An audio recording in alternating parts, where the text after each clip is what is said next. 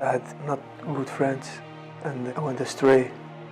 So I started living the criminal life in my youth, smoking and drinking till my 23. Then I stopped with everything, and then I started focusing on my religion.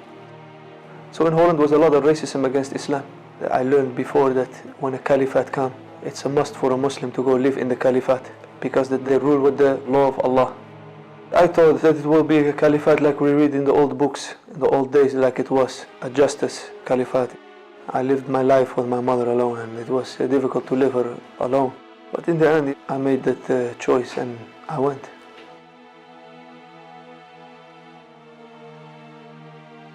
In the beginning, I thought I'm going to observate, but when I came, I heard you're going to go straightly to the Maaskar. So they take your passport, your telephone, laptops, passport, they don't give it back. After 2 weeks of Shari, we've been sent to the Maaskar for weapon training. I never had the chance in Holland to even see the automatic weapon. It was exciting. I heard a lot of stories, a lot of people will get killed. So to be honest, I was getting afraid. Getting out, it was impossible. I didn't went to a Katiba, but I went to another training course. It was a sniper course. So you have more time to think and to avoid to send to the battlefield. They wanted to send me to Iraq. There was a kind of a safe house. The ones who come back from Iraq to Syria, they told me from where they're coming that a lot of people died, killed. So the next morning I stepped up and I took the car back to Raqqa. Then started my problems because they called it desert. After a week, the police took me to prison.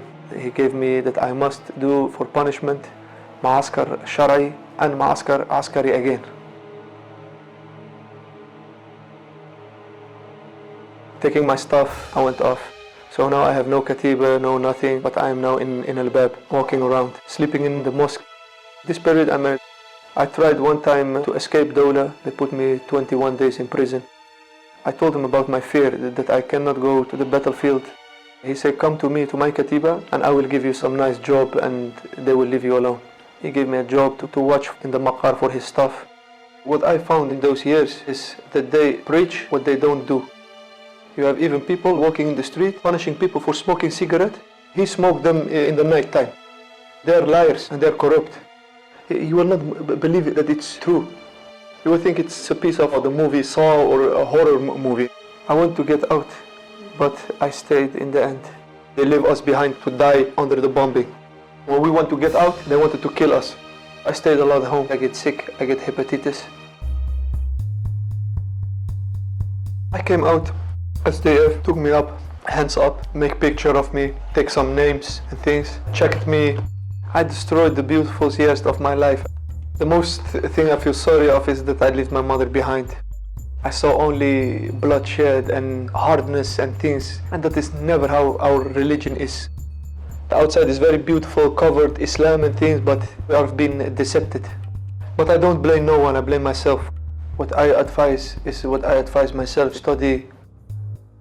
If someone claims that he is a Muslim, he should study the religion very good and not follow the so-called sheikh who speak with his emotions.